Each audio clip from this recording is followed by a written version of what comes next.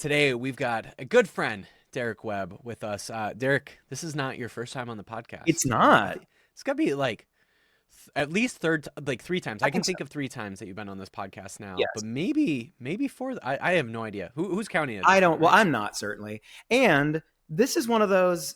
Like whenever I do this with you, it really truly is one of those rare things where it's like when you pop up on the screen, I'm like, oh my God, there's Mason. It's like you're like somebody who I both really admire and love from afar, but also we've gotten to be friends. And so I've gotten to love you close up. And I'm not trying to, that's not a euphemism for anything, but I just mean like it's different. Like when I get to see you and we get to have conversations, it's like, man, I get to hang out with my friend Mason. And I love that. really I've thought about this before. Maybe sometimes we'd be you friends, think about this. bro. If we lived in the same town, we would hang out. I'm literally about to say, you're stealing the words out of my mouth, man. I'm literally about to say, if we lived in the same town, you would be somebody I would hit up every single weekend and say, we would totally hang out all the time. Is Derek ready to go to a dive bar this weekend exactly. or whatever? You're the kind of person I would hit up every single weekend if we lived in the same town. Get me out to a dive bar, and because I mean I've logged my hours in dive bars in Nashville, but if you lived in town and you called me, I'd be like, where are we going? East Side somewhere. Where are we going? I would totally meet you over there. I'm all about it. You know, I could have been in Nashville last week there was an event that was going on in Nashville and a lot of people that we know and love were there, and I'm like, I should have been there, and I could have the job that I work for, like we could have gotten a table kind of booth thing, and I just like now I'm like, oh God, I didn't realize all my friends were going to be there, and it was in Nashville, and I could have like hung out with you and all. You know, Kevin Max is in Nashville too. And like, oh God, but it's also tough though, because like when there's a thing like that, you don't ever have time to do anything you want to do, and you don't ever have time to see anybody you want to see. Because a thing like that can be super consuming and swallow everybody. Yeah, you're hanging out with everybody, and before you know it, like another thing happens. And I'm trying not to take it personally, but I didn't hear from any of those people. Nobody hit me up like, don't take it personally. Don't take it personally. I don't. Or take it personally. No. I don't care. Like however you want. I love these people. You and your therapist. Exactly. No, I love these people and they're good friends. And I totally I do a ton of traveling, and I don't remember who's in which towns always. Like you and I do, because I'll stay at your house some of the time. Yeah. But it's like a lot. So I strongly associate you with where you live, but like a lot of my friends, I don't even know they're there. And so, and I love these people, and I would love to see them. And I'm in and out of their town, and maybe I post about it and they're like, well, he didn't call me. That's cool. I totally get it. 100%. I will say I'm the kind of friend that, you know, like for example, like when you release like a tour announcement or whatever, and you got all these dates, I'm specifically looking for the Twin Cities. Yeah. And if I see a Twin Cities date, I will literally then like make sure like, okay, got to make sure those like dates are pretty free, you know, and obviously like I can't guarantee that every time, but like for the most part, I'm trying my best to make sure.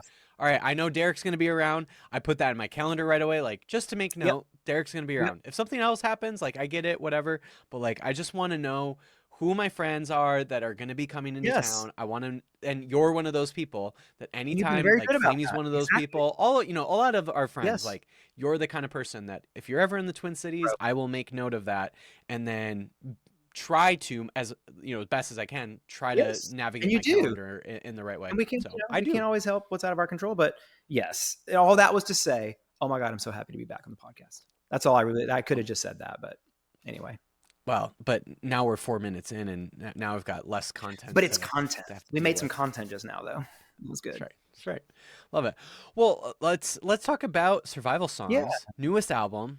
All out, ready to go. It's been a couple years now since Jesus Hypothesis. In fact, I literally have Jesus Hypothesis, the vinyl. Oh. Like I've got one of those, you know, like everybody's got those record shelves and then you've got like the little slim version that you see of the vinyl. I also have these little vinyl stands. Mm-hmm. And one of my vinyl stands has Jesus Hypothesis on it. That means anybody comes so it is out in the open for all the people that walk into the living room. They all see Jesus Hypothesis. I'm just saying. If they could even notice it in that living room, because it is epic. It's a great living room, but in there. It is one of those things like people walk by and they like to see like what vinyl you got, and then they see Jesus Hypothesis proudly front and center. That's very So sweet of you. So you're yeah, right. Yeah. but well, both actually, I think you might be next to Flamey too. Like I just like I got I Mm, when I saw you guys last, like what was that, a year and a half ago yes. or so, Yep. And we were in. got to hang out with you all, and I was like, I gotta make sure to get vinyl, and we got your Yeah. vinyl, and here we are. Yeah. And yeah. And so like literally like what feels like 5 minutes ago, a new record came out, and I know, couple I can't weeks. believe it. It was like it's like what, two again, like 2 years, and here we are, like a new album. I know. Well, and it's like back in the day, like when I was a younger man, like in my early solo days, I was I would put out a record every 12 months almost. I mean, it was like clockwork. Like the Beatles. Hey, I mean, they were putting out a record like every 3 months. But yes, in order to get all that out during the few years they were but yeah, it's not. I can't ever predict. You and I've had this conversation before. Like all I ever do is look at the world and try to describe it, and I will go years sometimes without anything in particular to say about it, and or know Yeah. what to say or whatever. And so yeah, What do you think that output? I've always wondered, like when I think about like the Beatles yeah, or some of those bands from like the 60s and 70s that yeah, like you mentioned, like literally putting out multiple albums a they year. did. Yeah. And you're talking about like, I mean, when you were a young guy, like you're putting out an album every 12 months. Is there something about to me, like I think about this, like is it, because I hear this often, Mm. right? Like we interview bands, call Yeah. people interview bands, and then they like put out like an album every 18 months Yes. max, Right. right? Of course. Is it something where it's just there are that many ideas Hmm. when you're 18, 19, 20, 21 years Mm. old? Or is it something where you just have less inhibition Mm. to, like, there's less of an editorial process that's happening when you're that age versus when you're almost Right. 51 or whatever Right. it is, right? Like, or is both of those things happening? But I'm just Yeah. curious, like, for that output at that young age, is it just the, like, you actually have that many good ideas because they've been storing up for all those many years? Right. And you just haven't been able to let it out, and now you're finally like 21 and you're like got professional equipment and you've got professional producers and stuff, and you're finally able to let it Right. out? Or is it something where yeah, you just like you don't have any inhibition because you're that age Right. and everything's brand new and you just like don't give a shit? Yes. Is it a combination of both of those things? I'm just curious, like Yeah. what is it about both for maybe for you and maybe just from you, what you know from other artists Right. around that time, like when they're that Right. age, that we're just putting out so much at that time? Right. I think it's got to be a lot of both, and I think it's like, so there's some basic realities to it. Like I think very practically about this, and so for me, it the rhythm of album cycles tends to be, when have I exhausted a project in terms of my ability to tour it, and when have I've been to these cities twice now already with the same record, and so I need to have new music out. Like there is a real reality to the album cycle, and I think most album cycles tend to are orbiting around with touring and everything else, and so it all has to kind of make sense. And so you need new records to give people an excuse to come see you again, because otherwise they're not going to come back out for no reason, or just to hear you play the songs they know apparently. And so I think there's some of that. I do think part of me, or when you first we're talking about this, I was thinking like, when you're younger, you just have more time on your hands. You have more recreational time, and so you can just sit around and songs can come out. But of course I did just say that because I'm telling you what I was thinking originally, but I don't actually think that's necessarily true, because as I've gotten older, and then when I started having kids, and when life gets more complicated, and you have more things taking up your time, I have found that I've just gotten way more efficient with a little bit of time. When I was younger, I had this delusion that I needed just hours and hours and days that I could just waste waiting, just rummaging through, the thrift store bins of ideas in my mind to find the good Right. stuff to write songs about. That's a lot easier to do when you don't have to drop off and pick up kids from Or, school, right? or like the 1 hour you get between naps or whatever, like, Yeah, so, right, so, so exactly. like, yeah. And I used to think I needed all this. I needed to waste a bunch of time to get the little nuggets of something usable. And I later just learned that that's just not true. Like that might be an ideal way to do it. Like, sure, wouldn't anybody want to just sit around? But I've had to get over the years more efficient at it, and I've managed to say, well, I've only got this couple of hours this week and I really got to sit down and get something done. And I can. I used to think it was more like, oh, it's magic and the lightning's got to strike. I think that's like a delusion of youth. I've learned later that like you can get it done. You can get it done. That's not to say there isn't like magic circumstances that sure that would be great, but we don't all live in a magical world. Only 20 somethings live in a magical world. And I don't live in a magical world anymore. So I have to just get shit done. With that efficiency, I've heard there's a artist named Tyson Matzenbacher. Okay. I don't know if you've heard of him. He's great. He's out of the Pacific Northwest.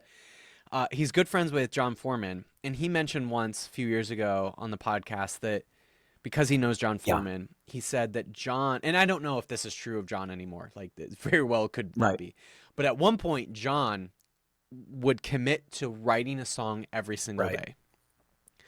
Writing a whole new song with new lyrics, new riff, or like whole thing, right? And obviously that means that 90% of everything that he's ever written will never hear the light of day. Exactly. Outside of himself, right? But what it did do is it forced him to, how do I write lyrics better? How do I, and there's just something about like, I mean, there's maybe like different ways of, I think about this from like just like a sports standpoint. Like you can practice every single day, right? And if you practice every single day because you don't have rest days or whatever, like you're going to have to just like do what you can every single day. And then there's some people that like they'll take their rest days or whatever, and when they do practice, it's going to be highly efficient. It's going to get the most out of them versus somebody who's just going to do it every single day, right? And I kind of think like there's maybe different approaches there, right? Like John was definitely in the approach of like, I'm just going to do it every single day. It could be total crap. It could not be. And then there's some people who are like, I'm only going to do it when I know it's going to be like, it's going to be good. Right. And that's a different approach. Right. So yeah, like it sounds like there's an efficiency. I don't know where you land on that, but like there's an efficiency there that you have to just figure out like what's going to be efficient for you. Right. And yeah, so you learn yourself when you do it for a lot of years. And John certainly has, I have for a lot of years. And, I think John Foreman and I are probably the two polar opposite ends of the spectrum because John is kind of renowned for this being partly because of the hair, right? Sure. Exactly. Yeah. You don't have hair. I mean, look at you.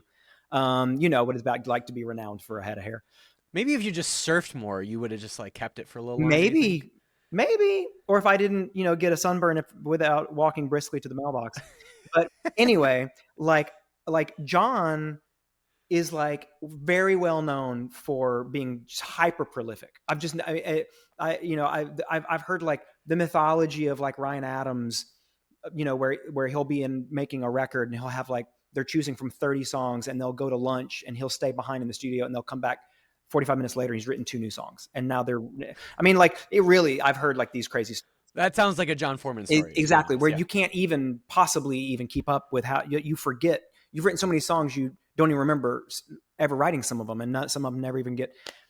And I am the exact opposite. I am lucky to write 10 songs every 2 years in order to make a record. And John, as you said, probably 80% of what he's written we'll never hear because there's no efficient way to capture and deliver all that. There just is no way to do it.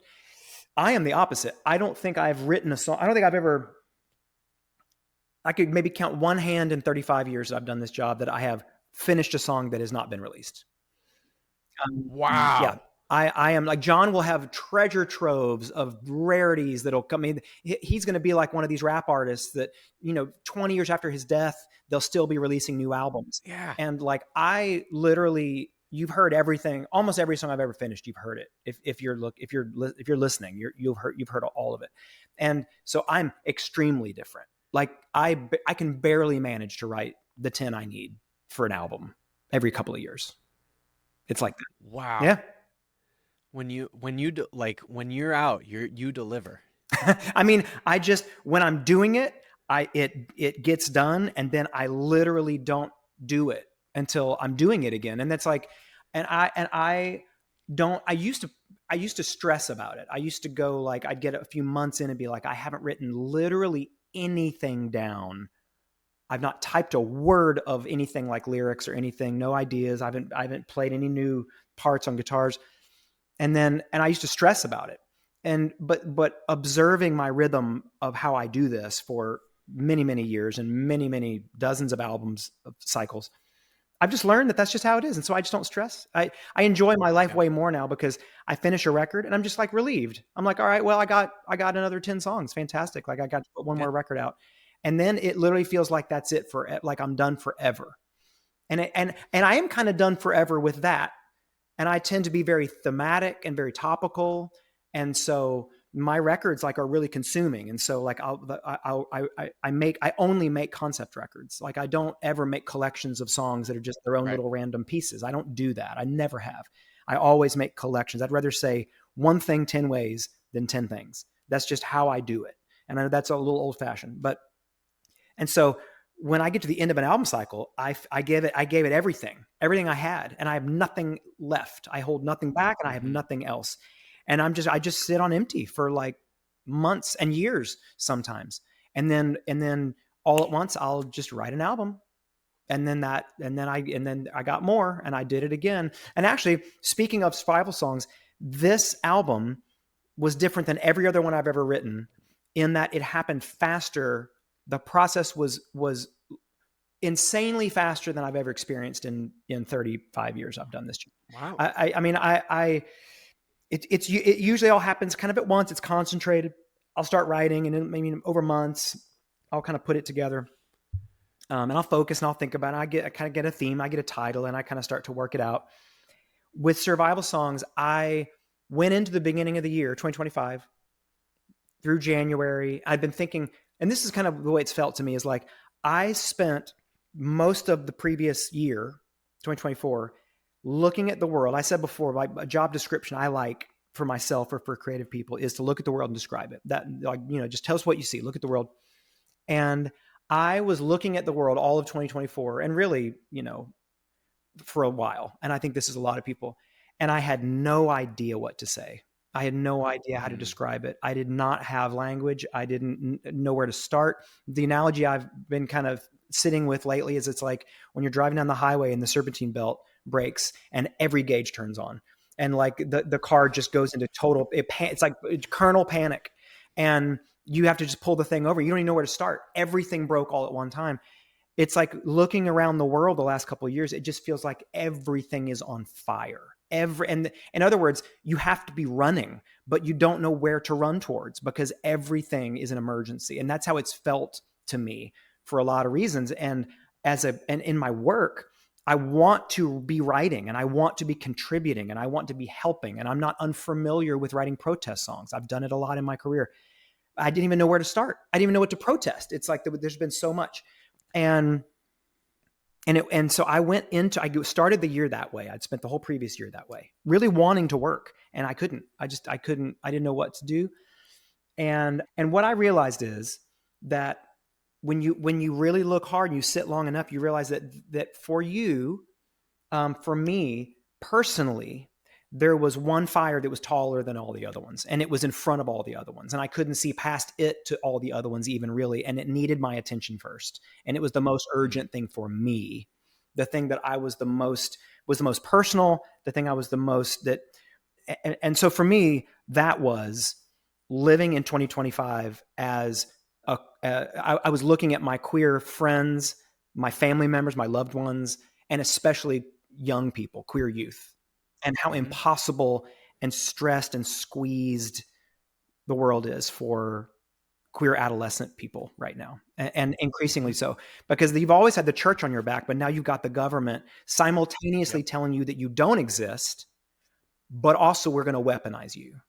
And it's like, it's just the most, and that part of life is hard enough without all those additional layers of complexity. They got to deal with crushes and pimples. Yes, I mean, and all the things about getting picked last in gym class. Like they got to deal with all of that shit. Figuring yourself out for the first time, putting your figuring your identity out and figuring out where you belong and kind of who you are. And anyway, that once I realized that for me, like in other words, does the world need entire albums about The history of women's rights.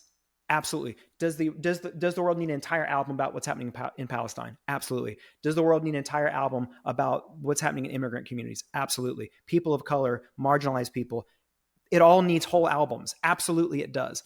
For me, the tallest fire and the one I needed to deal with first for me personally, the one that was the most personal to me, where I really felt like I had something to contribute, was writing songs that I hoped could be encouraging, empowering soundtrack for queer kids.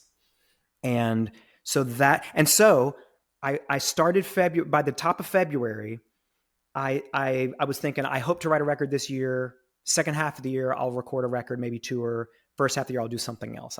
We had other plans for a tour and everything else. And then as soon as that kind of crystallized for me in terms of like where I needed to be focusing potentially my work time and what I need to try to write about, survival songs came out of me. I started writing the first song, and by the end of 3 weeks, it was recorded. That's how quick it was. Wow, and that is really fast. It was extremely fast. I've never been so fast. Never. So you truly started in 2025 then? Yes. Wow. At the beginning of February, I started writing the songs. By the end of February, it was recorded. Wow. It was done. And then out just a few weeks ago, as quick as we could, as quick as management would let me put it out and not completely undermine their ability to help me promote it and to get a tour on the books and all the things you have to think about. Like, I wanted to just recklessly come in and it was an emergency. It was an emergency. Yeah, and I couldn't do it quick enough. And my body literally felt it and it knew it, and it just delivered it, and out it came. And I literally, the first weekend that I had free, that we didn't have the kids and I didn't have shows, and it was my first free weekend after I'd finished the song. So this would have been like end of February. I called up some friends who own who run like short-term rentals, Airbnbs in different parts of Nashville. And I was like, hey, is there any chance that y'all have a house somewhere in town that's just not occupied for the weekend that I could like get into to do some work? And because I need to get focused. Like, if I try to do it around here where there's dog, cat, animals, children, there's life, it's busy. I need to get somewhere and get focused. And they were like, yeah, we got a house on the east side. Nobody's in it. You can. And so I took my 12-track recorder. I did not record this into a computer. Like, I took my 12-track recorder. I took a couple guitars and a tambourine and a cajon, and I went to this house, and I moved in there for 2.5 days. And I slept and ate and breathed, just trying to, and I recorded the whole album in like 3 days, and then mixed it. I've never done that either. Never mixed one of my records before. I've never trusted myself to do it, but I was like, I'm in a hurry. And so I got to get this done. And so I don't have time to wait for someone's schedule to open up. I mixed it. And then I actually had Tim Walsh, T.W. Walsh, who is a founding member of Pedro the Lion and a pal, master it. And then it came out a couple of weeks ago, quick as I could. Wow. Okay. There's multiple things I want to go with this. But first thing is, you mentioned just a second ago, you literally like took all your stuff to like an Airbnb or whatever and started recording. Just imagine 20 years ago trying to do that with a professional sounding album, right? Oh, you could, like, you couldn't have done that. And like, now we are in a place where you can literally just like take like some like equipment that probably can fit in a suitcase. And you can make something sound amazing in some random ass person's house. Right. Like, that's an amazing thing that we are like, there, at no point in like human history, when it comes to human history making and recording music, have we ever been in that point. And we are now at a point where you can actually do that. That it's like, incredible. Also, like, just that like part of it is amazing. It is amazing. And like, literally the thing I recorded on, it's sitting on the desk in front of me. It fit in the front seat of my car. I mean, everything I made the record with fit into my car, and my car's not very big. And I fit, including mic stands and cables. Everything was in the car. Like, imagine like when you were first like recording with Cademans, right? Like, you're in this big, nice studio, right? Absolutely. Like, and there's no way you could have ever thought like somebody's house can just do this. Right. No, it wasn't possible. But you're just like, we're now technologically just in a place where we can do that. That's amazing. It is amazing. Here's what's great about it is, with this record, because I knew that I was feeling this incredible urgency, I couldn't get precious with it, and I couldn't take too long. I didn't want to And so when you're making records the way that people typically do, and the way I typically have over the years, when you're doing it in Pro Tools or in a computer or whatever, and you can like add a lot of things, you can layer things, and you can correct and fix and tune and quantize things, and you can you can get obsessive about it. And I just knew I needed it done quick.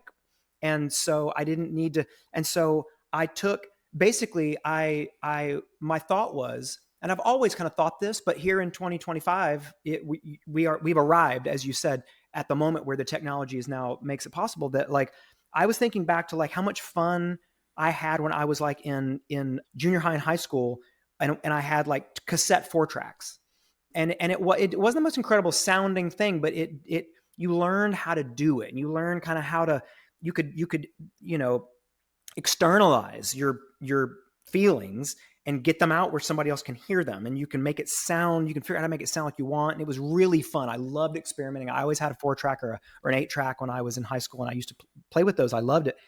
And incredibly, they don't pay me. They didn't give me a discount on this or anything, but Tascam, which had been making this kind of gear for as long as I've probably been alive, they make a thing, and they make some gear now. And this thing's called a Model 12, and it's a 12-track standalone recorder. That's what it is. It literally records to an SD card. Like this right here. This is my entire album. It's on this, literally this. My whole album is on this. And anyway, so so I picked one up for like $400 or $500 because I was like, I think I want to make the record on this. I'm just gonna, and I didn't even know how to use it yet. And I just took it and a bunch of cables and some guitars and just set it all up in this house and recorded everything in just a few days. And yeah, it's crazy. It's crazy that it's possible. And it was perfect for this record because it winds up like kind of retaining an authenticity and a vulnerability. And there's something about records that were made before a certain point in history where where we had the technology to fix and tune and correct and quantize.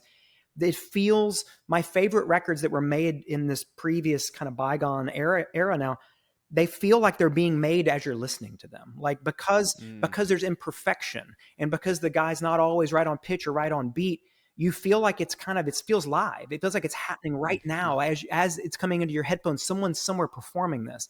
And so every time I listen to certain records, they're like they're alive to me. And I was hoping to get some of that magic. And when I go back and listen to these songs, it feels that way. Like it's really, like you can't even barely punch in and out on this thing. Like you have to get whole full song takes of stuff when you're recording. So like everything on this album, I played every instrument on it. My wife sang a ton of background vocals after the fact. I brought it home and she did a ton of amazing vocal arrangement stuff. That's the only other thing on it.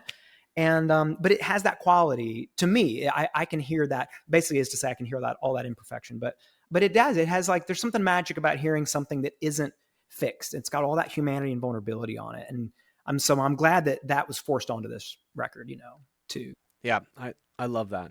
I love that so much. I mean, it's what draws me a lot to music. Yeah. But yeah, whether it's something even more kind of like singer, songwriter, acoustic stuff, or even like honestly like heavy metal stuff. Like it doesn't matter. And like, a lot of punk stuff anytime was you get good. like that rawness, it's beautiful. Yeah, absolutely. I totally agree. Yeah, I'm with you. So as you're talking about kind of especially within your solo career, like every album essentially almost being like a concept album. Does it feel like, I'm just curious, like just how songs come about? Is it one of those things because it's conceptual, like that there's like certain themes that you're really going to be focusing on with each and every song? Do the lyrics come first for you, or is it something where like that guitar riff starts coming to you and then you write lyrics around that? Like how does each and every one, and maybe it's both, like I'm just curious, like how, especially knowing that this is something like conceptual, like the lyrics matter in this, right? Like there's a theme that you're trying to get across lyrically. Is it something where just the lyrics are coming first and then you figure out all the music instrumentation? Or is it something where more or less the music instrumentation has already been there and then now you're starting to write lyrics on it? Or again, maybe it's something where it's a little bit both and, but I'm just curious, what does that look like, especially for this newest album? Yeah, well, for me, it has almost always, my experience, and everybody I know that does this kind of work, it's different. And for me, it has typically always come together. Like I don't stockpile either. I don't stockpile guitar Okay. riffs and parts, and I don't really stockpile lines and lyrics too much. I mean, not very much of it, not anything meaningful, like maybe a few words here or there. But what happens is once I get in my head, I will kind of conceptualize what the sound is or what I'm going for, or something that's like been especially like inspiring, or maybe even just like a creative approach to how I want to make it, which there's certain tools I want to use. And sometimes that's been programming and it's been drum machines. And so there's different things. But once I have the tools kind of set out, or in my mind, I have some idea of what that sound is, then the lyrics kind of come with melodies and comes to kind of,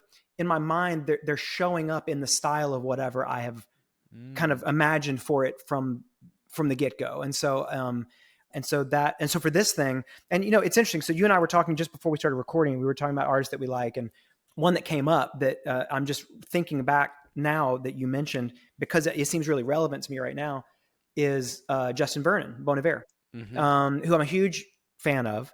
But interestingly, so good, insanely good. Justin is just like on another level. But what's interesting is most people found Bon Iver when For Emma came out. That was the big debut, big record. And apparently, and I did not know that Justin was apparently like the godfather of some of the kind of Lumineers, Mumford & Sons, kind of hey-ho, kind of stomp clap stuff that came up in those years just after that. A lot of that was inspired from that For Emma record. And I didn't know that. And I don't even really know a lot of those bands that well, although I guess I'm associated a lot with kind of singer-songwriter music. I don't know those bands, and I did not ever know that record. I was not really into For Emma. I didn't know it. I just hadn't listened to it. I came in on the self-titled Bon Iver record. Incredible. Yep. 22 A Million is a top 5, top 3 album for me of all time. Wow. It really is. 22 A Million is like one of those for me. And all the records and Sable Fable, absolutely incredible. I mean, it's just like, some of my favorite stuff I've ever heard. It wasn't until like maybe a year ago or so, a year and a half ago, maybe, that I finally found I was ready for Emma. And that record was very kind of famously, the mythology of it is, that he went off to he was kind of dejected and felt like he was a failure in his life and all these things were going wrong. He was sick and went off to his dad's cabin in the woods in the snow and kind of lived out there and wrote this whole album and kind of emerged with it finished. And it just changed the world a little bit.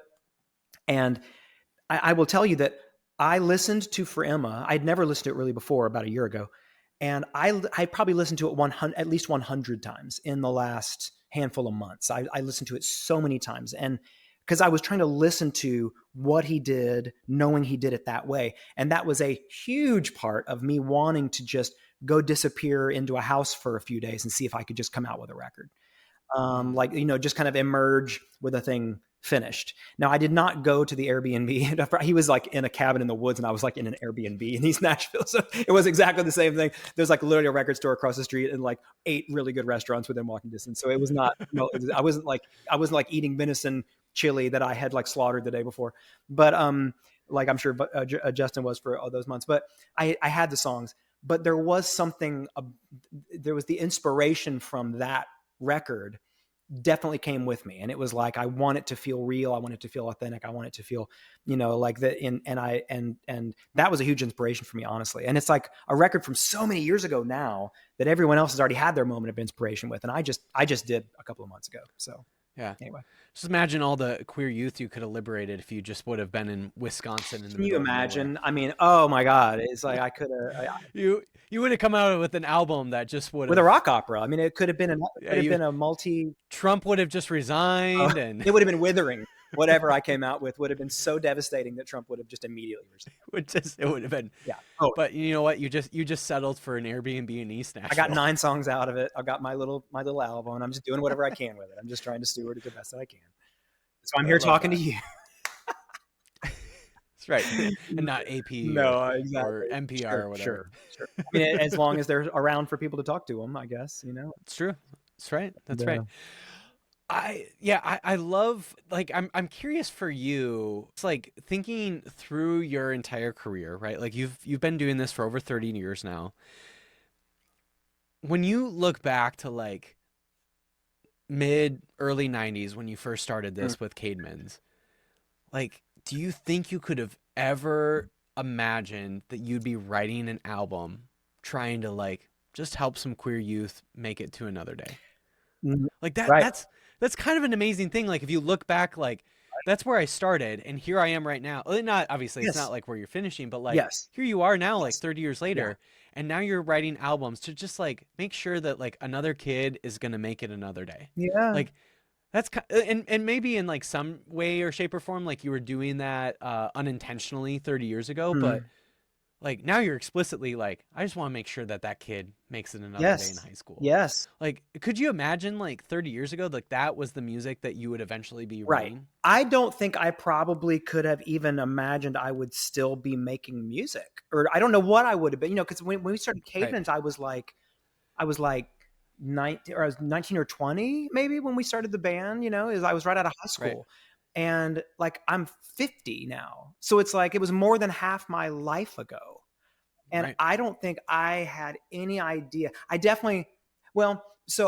what I can tell you is I have always, from when I was a kid and all the way through, I've always really identified with kind of just like, I feel like when I was in school, I was that kid who was kind of weird and over in the corner. Yeah. Like the outsider. The outsider. That was definitely I was about to say my crowd. I didn't have a crowd. I mean, like we would kind of, the Island of Misfit Toys gather a little sometimes, but like I didn't fit in, and nothing that I am good at. Like I'm not good at much. I'm just super good at just a very few things. And I managed to make everything in my whole life out of those few things, but I'm not good at hardly anything else. Which is a whole talent in and of Which itself. it kind of is, yeah. But the things that I'm good at, the few things that I'm good at, were in no way being seen or valued or measured in any way when I was a kid. And so I didn't fit in, and I relate, and all through my career, even and especially in times when it appeared as though I suddenly found myself into like that crowd, because like when Caedmon's first kind of started taking off and we were playing at all of our friends' colleges, and it must have seemed as though we knew what we were doing. And someone must have looked at what we were doing and thought, well, there's some something cool crowd going on about that deal. And So anything about 19-year-olds, it's that you know what they're doing. Exactly, right? Precisely. But it's like, I never felt that way though. Like I still very much at my core identify with feeling out of place and feeling like I don't fit in, and feeling I've always felt that way. Now I can't imagine how it would feel, and I certainly cannot imagine in 2025 how it would feel to be a kid who is already trying to figure themselves out and their identity and all the pressures and all the changes and everything you're going through. And on top of that, to have all of the psychological and emotional and political pressure and to live in fear and for the stakes to be life and death. Like I cannot imagine what that could feel like. But I do identify with that feeling. And I think I have always, even and especially again, when in the Caedmon's days, like I would always kind of scan around for like who is disengaged and who is not with the group here, and I would always try to find those people, and I would always try to find my way to those people. And I've always most deeply connected with and resonated with those folks. And I'm sure that's part of a handful of reasons why I have felt such a kinship to and such a resulting allyship with the queer community, is because that really is in my DNA, and to feel out of place. And so anyways, I mean, so that said, I don't think I could have guessed what the subject matter might have been or who the people group might be. But if you were to tell me that like I'm still trying to find the kids that are alone and feel out of place and don't understand how they belong and are being actively told they don't, and that they do not exist and they are invisible, it would not surprise me to hear that that's who I'm going for. Yeah. Yeah. It reminds me of like, there was a movie I watched when I was a kid. I don't remember what year it came out, maybe 2004, 2005, 2006. about like 20 years Yeah. ago. The movie is called Radio. Did you ever see the Hmm. movie Radio? I think so. It's like Cuba. What's his guy? Gooding Jr.? Cuba. Yeah, that guy.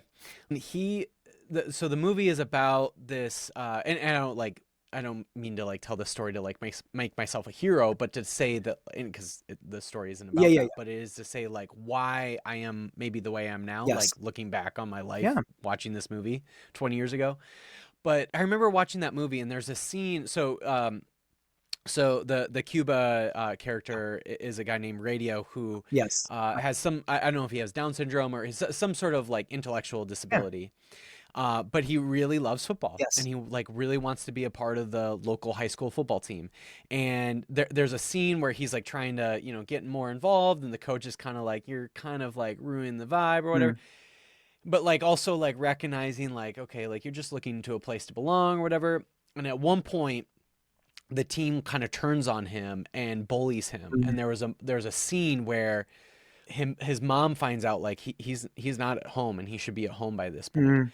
And she like goes and looks for him and eventually finds him, or the coach, or she like gets the coach involved, and they find him in the like locker room Mm. or close to the locker room, and he had been locked up.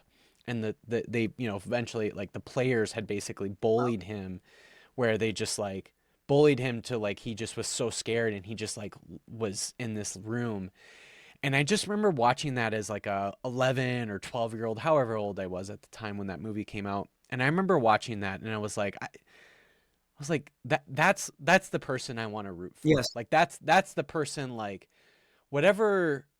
Like I really maybe felt it viscerally, because I was like a football player, and I wanted to Mm. play football in college, and like that was my whole dream in my life. Like I was like, whatever I am in the world, like I'm not going to be the football player that would have been involved in that. Right. Like I was going to be the football player to like help this guy out. Yes. Right. And like and that like that has like, and I look back on my life now, and I realize like, oh, like I grew up in a world where I was meant to maybe be the bully in the world. Mhm. And I've realized like I'm trying my best to like Yeah. relinquish all of that, Yeah. right? Yeah. To like be the person that like helps that person, that, and it sounds like that for you, right? Mm. Like you grew up in a world where we were like meant to be, sort of be the bullies, and now you're realizing like there's a whole bunch of kids that are just like, they're by their locker and they're crying Yeah. because like they just like don't know if they belong. And regardless of like what you think about their own sexual orientation or whatever, Right. like doesn't matter. Like they're the person that just doesn't feel like they belong in the Right. world. And it does not matter what you think about that specifically. Right. It just matters that they feel like they still have hope in the Yeah. world. Yeah. And to just be that person for them to say, you know what? You still belong in the world. Like I believe in you. You matter. Yeah. Like that's what they need to hear, right? Yeah. Yeah. Yeah. Yeah.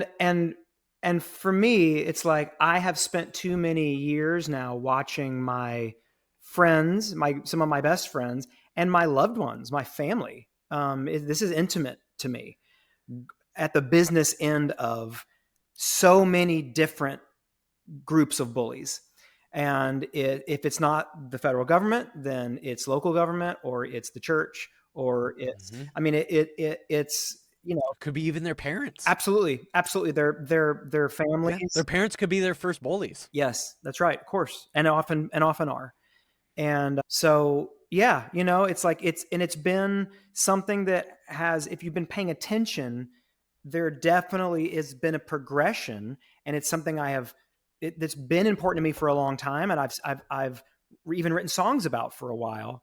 But it was like finally, again, I mean, the emergency reached such a pitch that for me, I needed to just devote and as I gave my energy to that goal, never has an album come faster. I mean, the original title of this record was Survival Songs Volume 1, because it was coming so fast and it was so easy that I just thought I'll probably, I don't know when I'll stop writing, maybe never stop writing songs about this and for this particular specific purpose.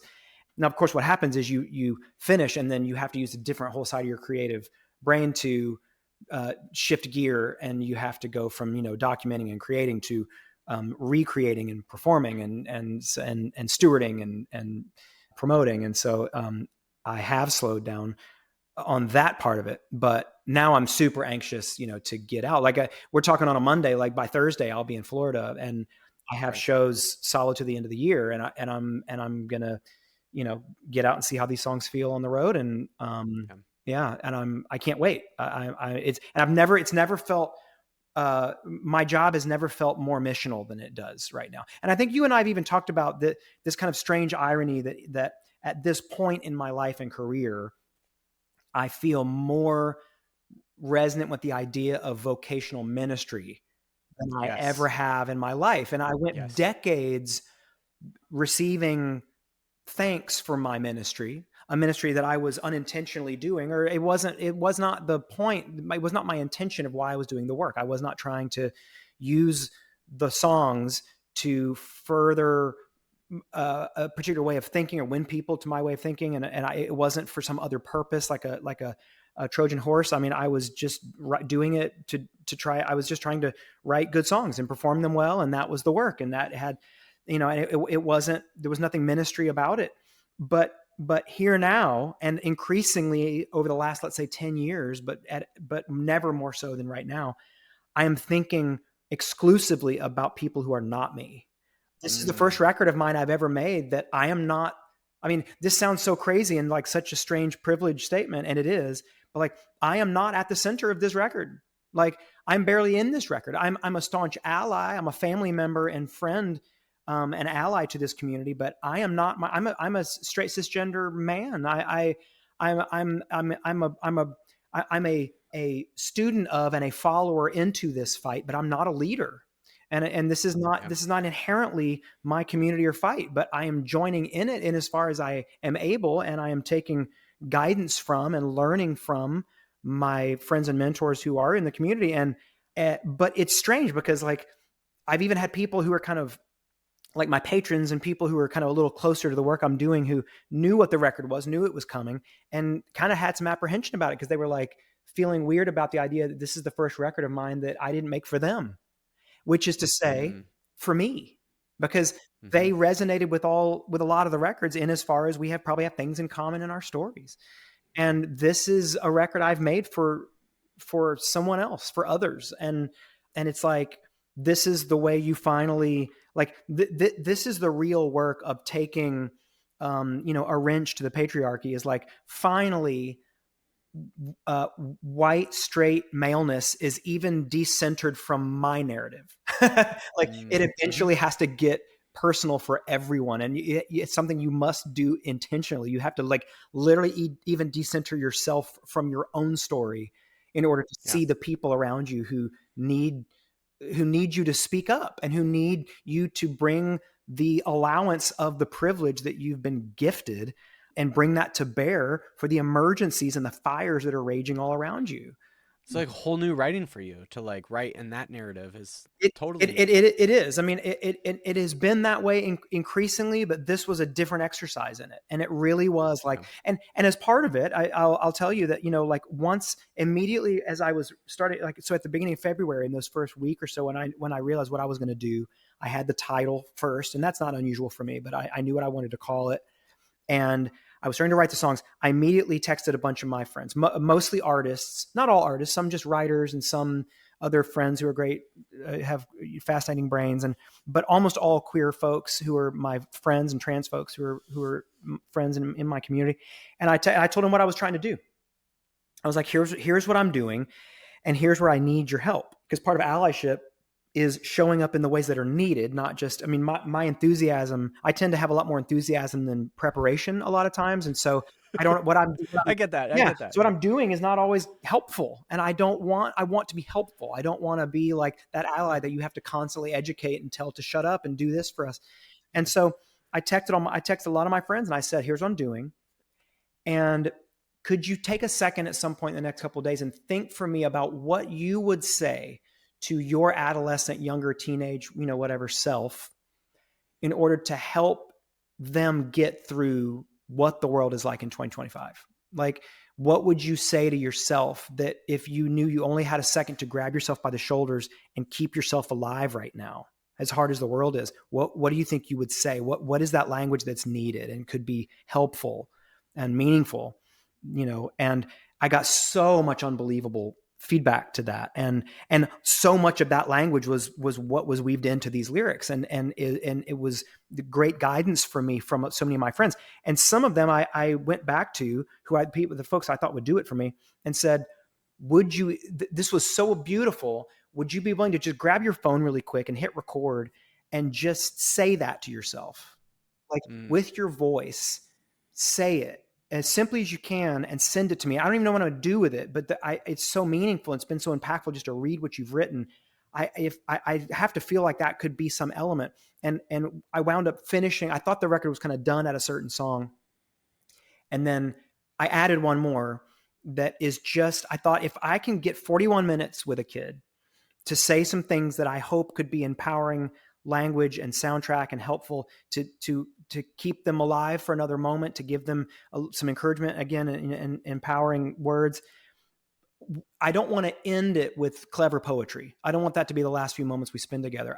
What could be the most important thing I give them at the very, very end? And I thought they just need affirmation, just insane, just rapid fire affirmation. And so the last song on the record is actually the voices of these friends of mine, and a bunch of my friends, people are on there. And there's so many, I won't even try to name them all because there's a lot of them. But these are my dear friends, and it's like all this variety and diversity of voices of people just giving affirming statements that were the things that they wish that they had heard. And this is what we're offering. And so the last thing you'll hear is just an onslaught, 1.5 straight minutes of just affirmation. And I really hope it helps. That's why it's been done. So anyway. Along those lines, I mean, you've been talking about how, I mean, obviously this album really is for like the queer adolescent. Yeah. I'm sure you're very aware that like, like the album is not going to be exclusively or like predominantly listened to by queer under 16 year olds right. or whatever, right? Like most of the people that are still going to be going to your shows are not like a chaperone kind of demographic, right? I wish they were, but nope. Like, right. Like you're very aware of that. So I'm curious, like, as you're like writing those songs, knowing that like this is for a queer adolescent, knowing that it might not necessarily be listened to directly, or that they're not, it's not found directly by them. Right. I could imagine a lot of your fans probably have queer kids themselves and might like then give it to them. Maybe that's kind of the route. But I'm just curious, like for you, like knowing that as you're writing, obviously very intentionally these songs for queer adolescents, knowing that they're probably not going to ever hear no idea who I am.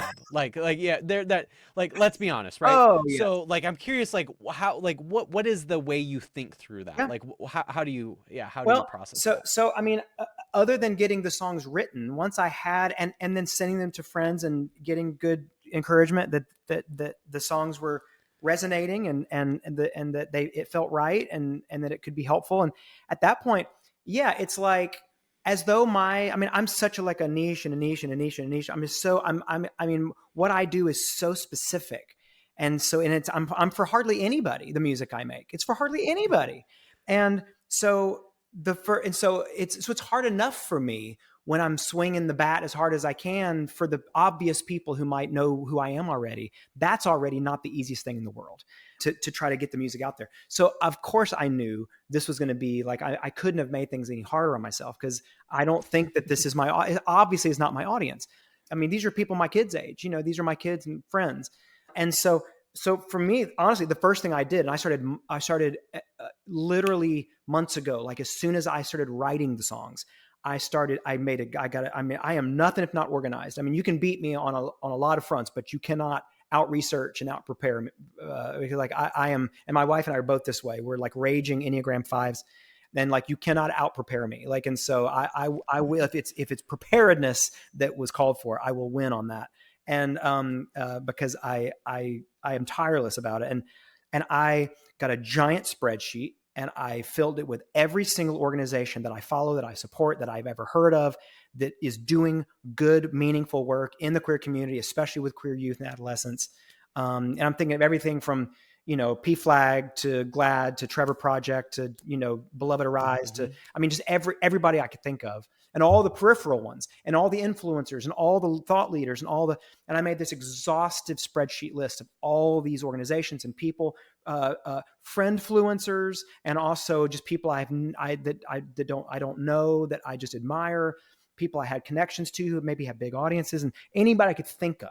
And basically, as soon as there was anything, as soon as I had mixes of the songs, as soon as I was done, I immediately, and I spent months just cold emailing and DMing and messaging everybody I could to get on as much radar as I could with this project, because it is beyond me, and it's not, I don't even care if people walk away remembering who I am or listen to any other record I've ever made. That's not what I'm after. Right. I'm just trying to get these particular songs into the ears of these particular people, in hopes that it helps.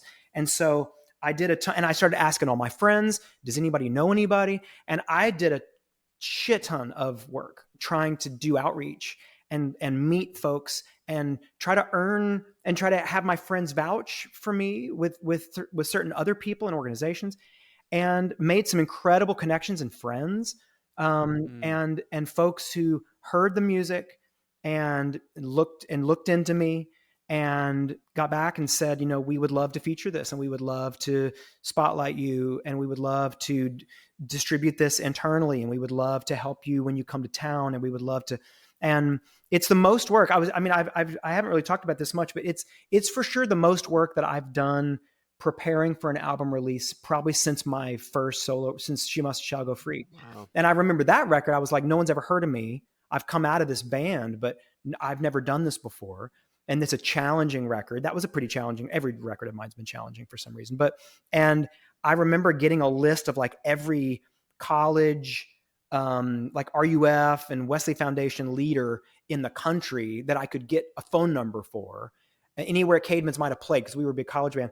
And I had this giant list of phone numbers and names.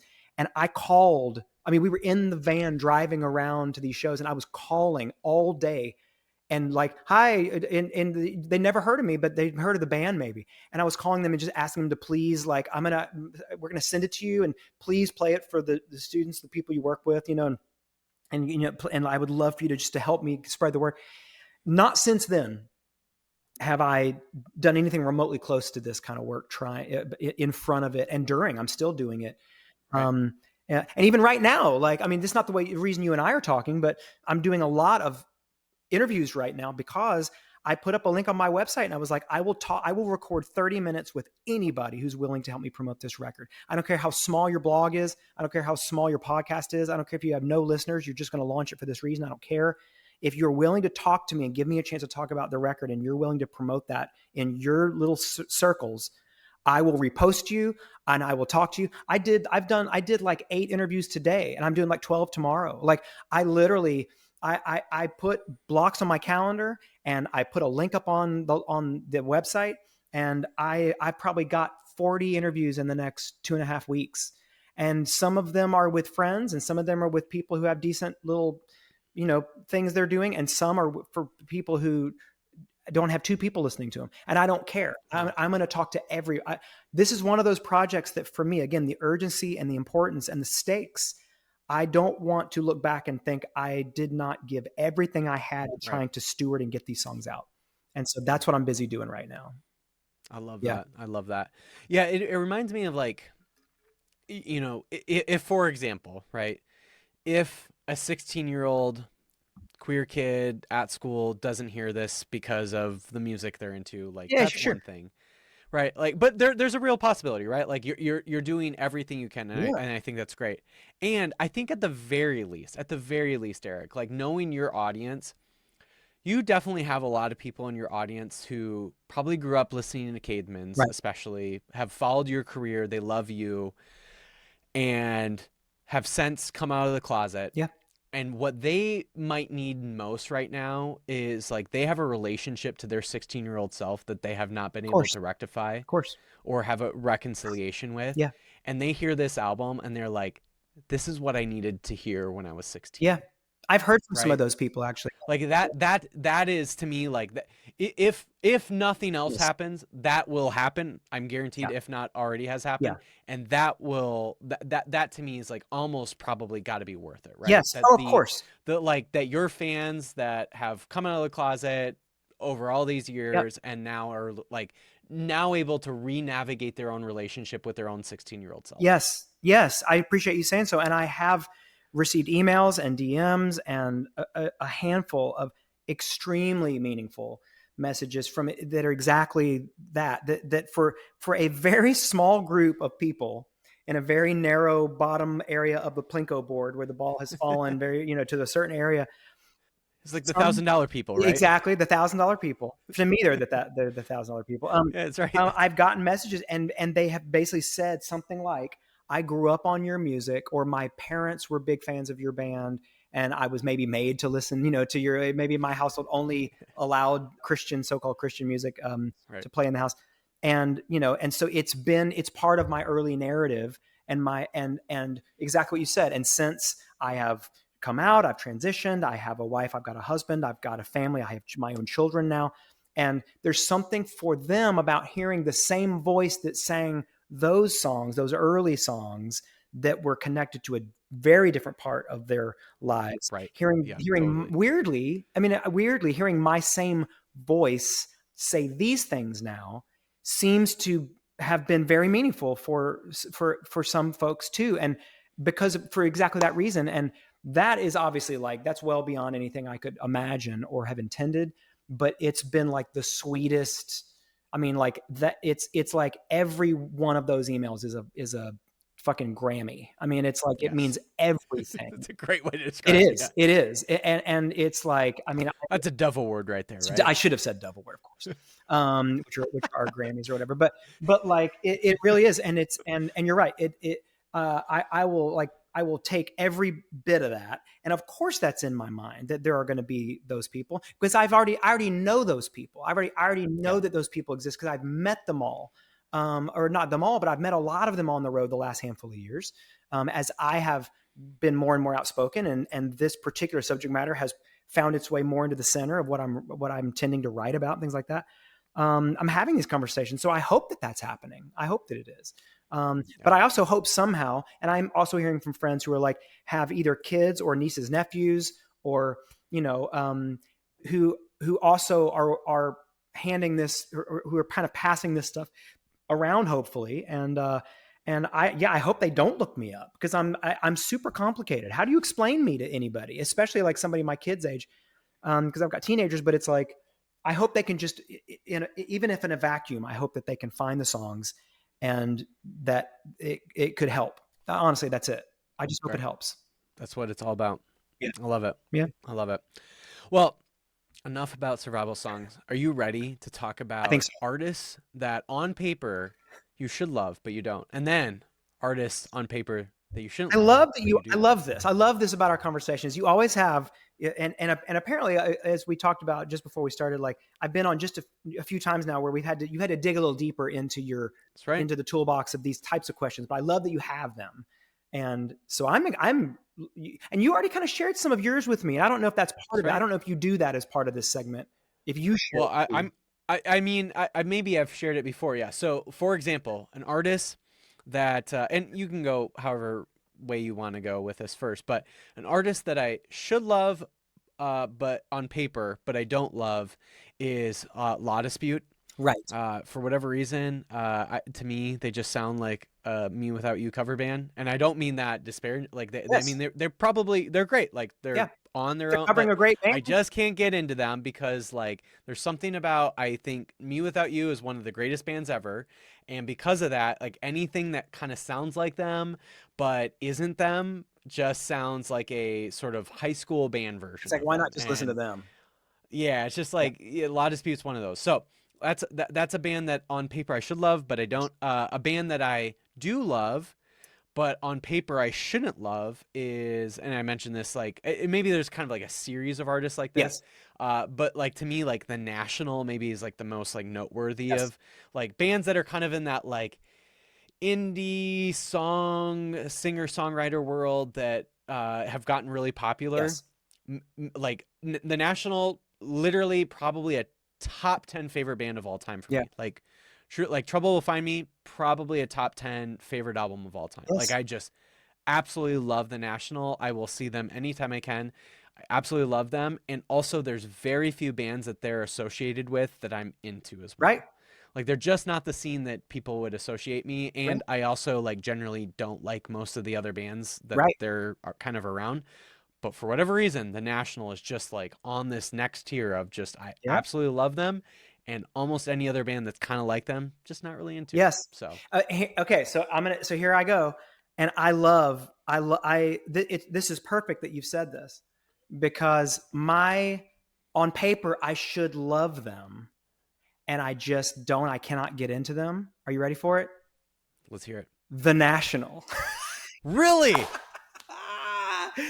When you said this earlier, I was no way going to share this because, dude, I am so into those. I mean, that is kind of my scene. That you talked about. It's like Sufjan and Bon Iver, and and all that kind of stuff, whatever. And I it's like I know every reason that I should love. And I also love like left of center, kind of experimental and quirky singer, and it's exactly what. But catchy enough where you got like big singles, they can do it all. Yes, exactly. And for some reason, and I've tried a handful of times, and I go, is it Matt's voice? Is it the baritone? No, I like his voice. I think his voice is okay. I don't know what it is. And I've tried. I will every year or two, I will go and I will look up like what are the most beloved records by the National, and I'm going to try again because I know I'm missing it.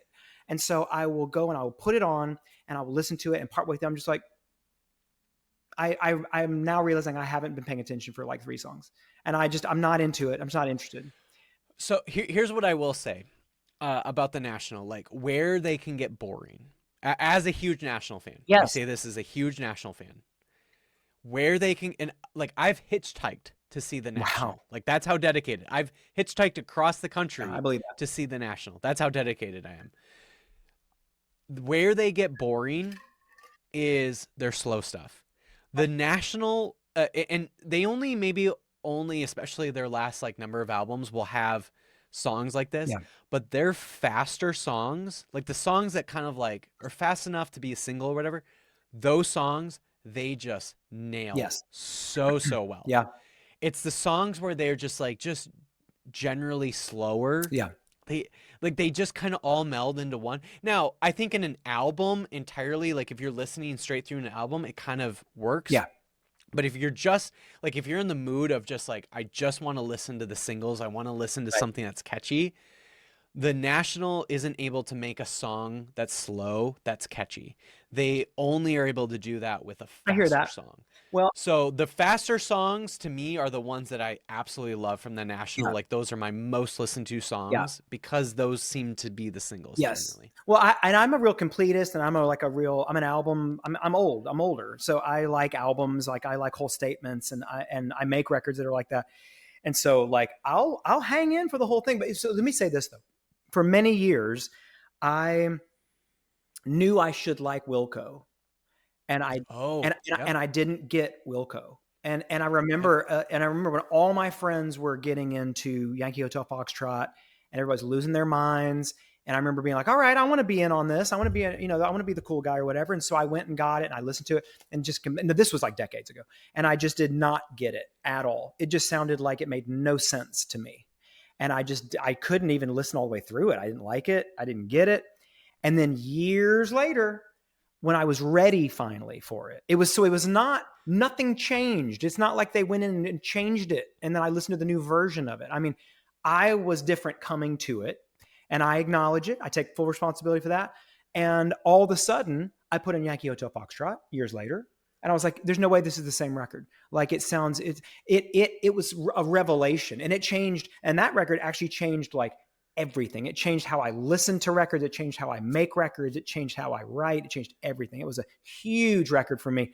And I really, really didn't like it when I first heard it. And so I know that I can be just wrong about this. And actually the same thing was like true of Radiohead. When Radiohead first, like the early like experimental Radiohead, like after like post the Bends stuff was coming out, I didn't really get it at that time. That's not where I was at. And so it took me a while. And then I went back to it and just fell really hard down the rabbit hole because I was like, it's such a bullseye. It's such a bullseye for me, which is why the National should be a bullseye for me. Which is exactly why it's the perfect band for me to mention because literally it could be 2 years from now we're going to be doing the podcast again. I'm going to be like, oh my God. Yeah, by the way, the National's not my favorite band of all time. I literally found Jesus and it was the National. Like I converted like on the road. I couldn't see for a week. I wouldn't be surprised. Just their songwriting is so unique. Like one of the things I love about them again is like you get there's something about them, and I think part of it is their percussion. Part of it is the twins' guitar writing. Yes. It's unique enough, but for whatever reason, they're also able to do earworms. And there's something about that. Like, I love that about you probably know of Mute Math. Mute Math to me was like that, where you just like they sound so much different than everybody, but also even though they're so unique and it's just like nobody sounds like them, they also are able to get a earworm in you. It's like pop sensibility. Yes, super left of center. So different, yeah, and that's exactly the National for me. And then obviously you get like Matt's baritone voice, and that's just like unique in that genre. Into it, dude. I'm a Bob Dylan fan. I have no room to criticize anybody for having a weird voice. Like, I mean, but you can't like for most people, Bob Dylan has not been listenable for decades. That is not me. I'm a Bob Dylan fan. I'm a Lou Reed fan. Anyway, okay. I'm going to transition us because the inverse. So a band that on paper you shouldn't like, but do like, right? Okay. And this is going to be fascinating, I think, to me about myself, because as I was thinking about this, now I don't know if I'm like on paper technically not supposed to like this artist. I mean, I think so. This is one of the biggest artists in the world. And has not always had the best reputation for being, I just dropped an Easter egg, for being like having like all the being much more than just kind of really a great pop artist. Right. But Taylor Swift, I was not a fan for a long time. Okay. Because she got really big, really young. And I don't think she was, and I am like, Monday morning quarterbacking it, but like, I don't think she was ready for the scale that she hit so early. And I've got pals in the band Jars of Clay, and I think they blew up so big so early, and I don't think they were ready and knew what to do with it. And so I feel like in their very early career fumbled a little bit too, and they took a minute to figure out what to do with they were on a very big stage having to try to figure it out. I stuck around for Taylor Swift, and I was not a fan for a long time, and I was like an active not fan for years. And I came around, and now, I mean, not only her business acumen and just how masterfully she navigates kind of the super fan segment of her audience that just so loves and supports her. And she takes such good care of them, and she's so smart about it. And she's obviously a brilliant business person. But I think she's just insanely, insanely talented now. I mean, I've come around to her. And the reason I think that that's interesting is because she works a ton with one of the twins from the National.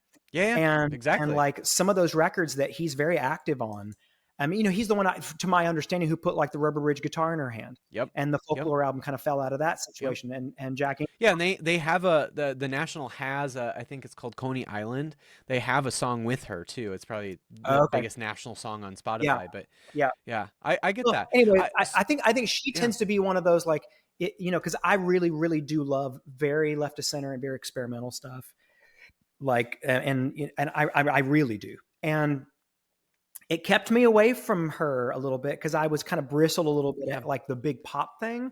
But I can get into that, absolutely. But I have just really become such a pretty steady, like I'm a very big fan of what she does and how she does it. And down to like where I really had to go back and just like find my way through every one of those records and super love it now. Anyway. Yeah.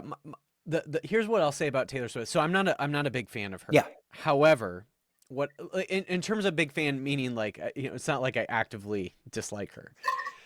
But what I will say is, even though she's like not somebody that I would actively just like put on my Spotify or whatever and listen to her stuff, right? Like I probably will never do that.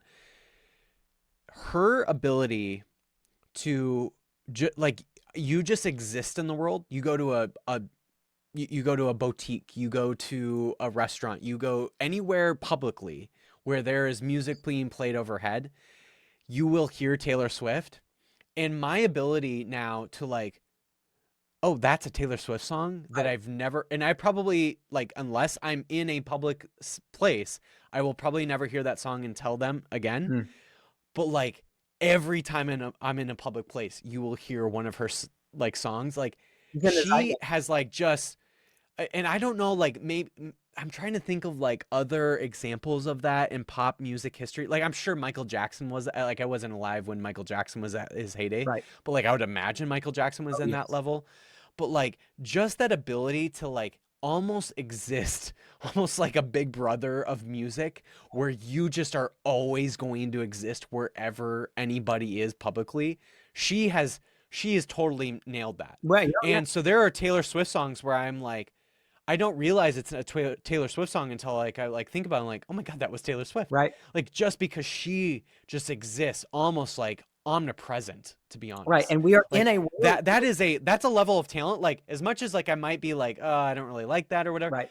That is there is something about being that talented where you're able to get an earworm, where I could be sleeping in bed and all of a sudden that song that I heard in the fucking restaurant, like that is now playing in my head, and I'm like, who is that? Oh my God, that's Taylor Swift. Oh my God. Like her ability to get that kind of earworm and just be omnipresent everywhere. That's a talent. It is. Well, and we are in a post rock star world. We don't have those anymore. I mean, it's really rare. We have some that are holdovers from the previous generation of them, but it's really hard because there's no unified music space anymore. It's 1,000 niche markets of music now. There is not really one big lane for it anymore.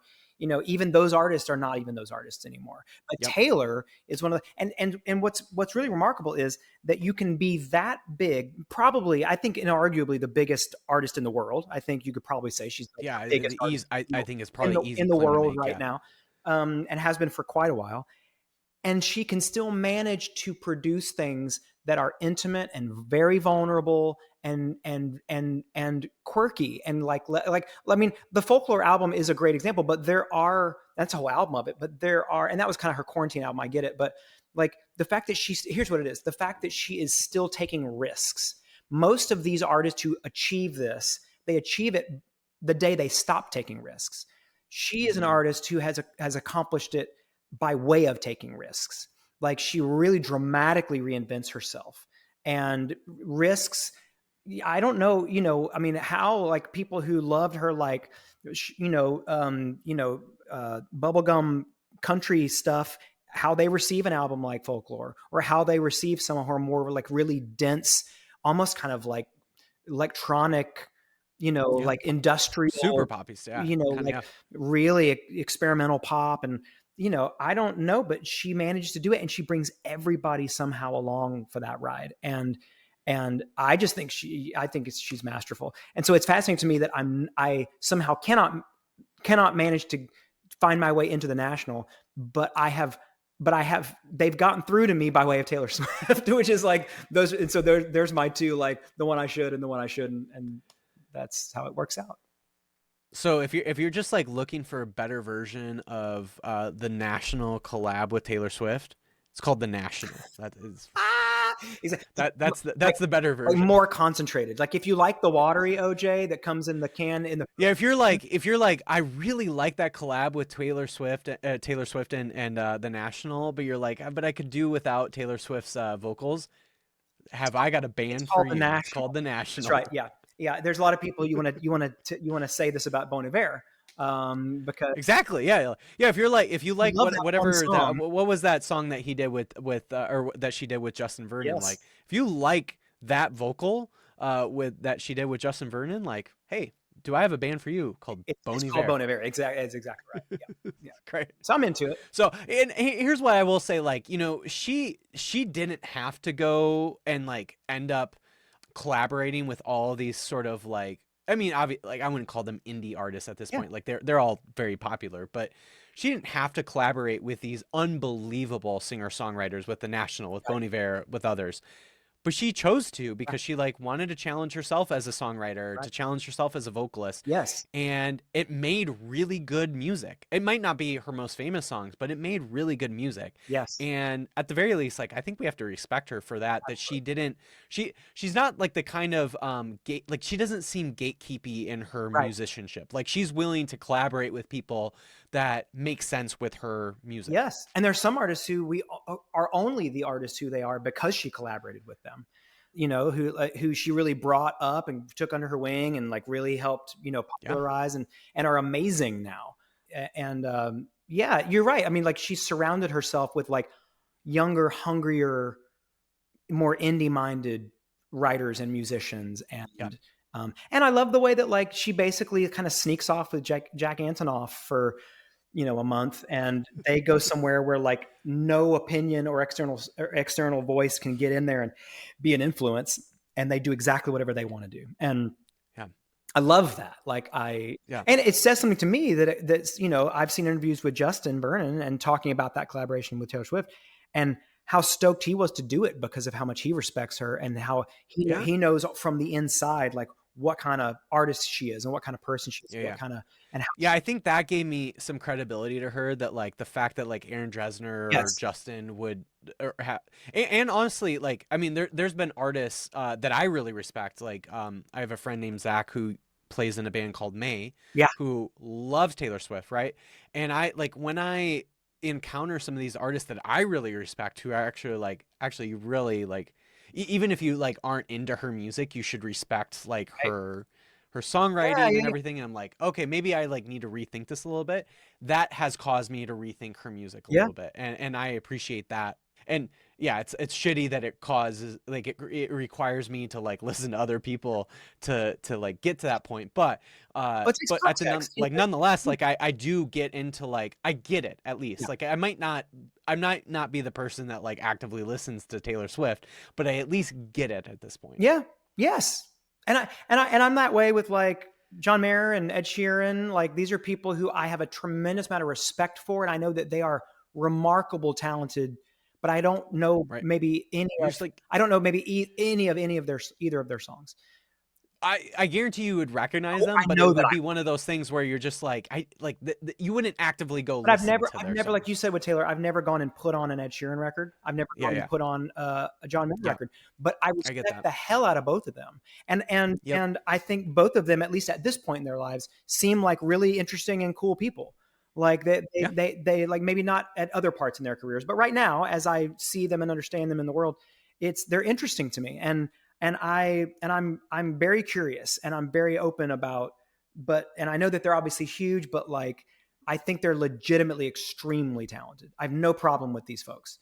I don't actively listen to them. It's not maybe my thing, but you know, I get that. Well, that's good to know. There's even a couple more just outside of like someone like the National. It's like John Mayer and Ed Sheeran. You're like, I probably should. I mean, they're like they're real musicians and they're real. Like I probably should love these folks. And when I was in high school, I mean, when I was like, because I was like into like Dave Matthews Band. I mean, he was like a real nerd, like a guitar nerd, and I was a real guitar nerd all growing up. So, and all my young guitar nerd friends are, I mean, among the other guitar players that they worship, they definitely worship John Mayer because he's a stupid talent. He's a freak talent. He's incredible.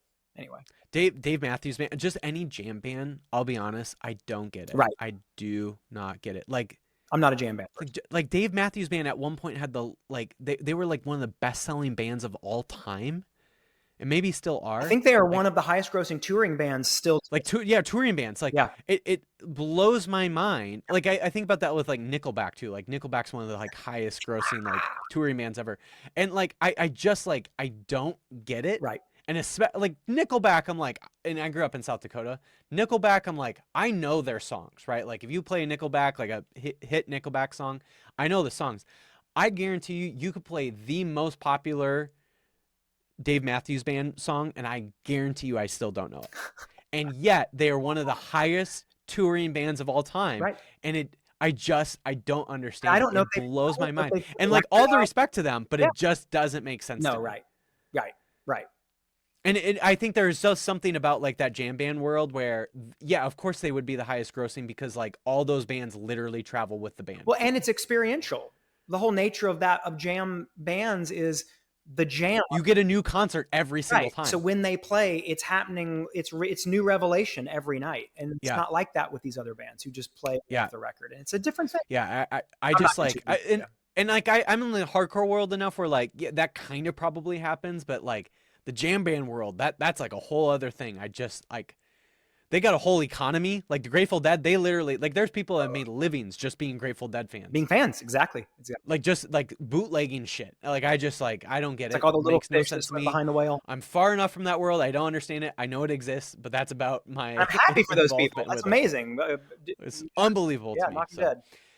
All right, well, I know we're getting late here, but Derek, it's always lovely to see your face. You'll be in Minneapolis here. It looks about like 6 to 7 weeks from now, and I will see you, and we will hang out. I can't wait. And I'm excited to see you. And I love these songs. Unbelievable songs, so stripped down. I love it. I'm a big fan, and I can't wait to see you play a few of them. Yeah, dude. Well, thank you for that, and I hope if you've heard this, and if you're listening. What I would ask you to do is just think about in your life who might be somebody who you might need to send this record to. Yep. Is there somebody, a queer friend or family member or young person who you think could just use some encouragement? And do me a favor and just please fire this record off to them. It feels very punk in that way. Honestly. I need all the help I can get. Yes, right. Yeah, it just feels like one of those things where it's like, hey, dude, have you ever heard this album? And you just like put that cassette in. It like that's like the goal here, right? It is absolutely. Like just please, like just if everybody shared it with one person, but it would make a huge difference, and like that's what it's going to take, and so that would mean a lot. Yeah. So thank you. Thanks for having me on again, dude. It's obviously, we just need to, we need to always schedule like meals and bathroom breaks as part of our conversations, because I think we probably could go for at least like another few hours. Really good. It really is a thing. But we'll need to eat in between.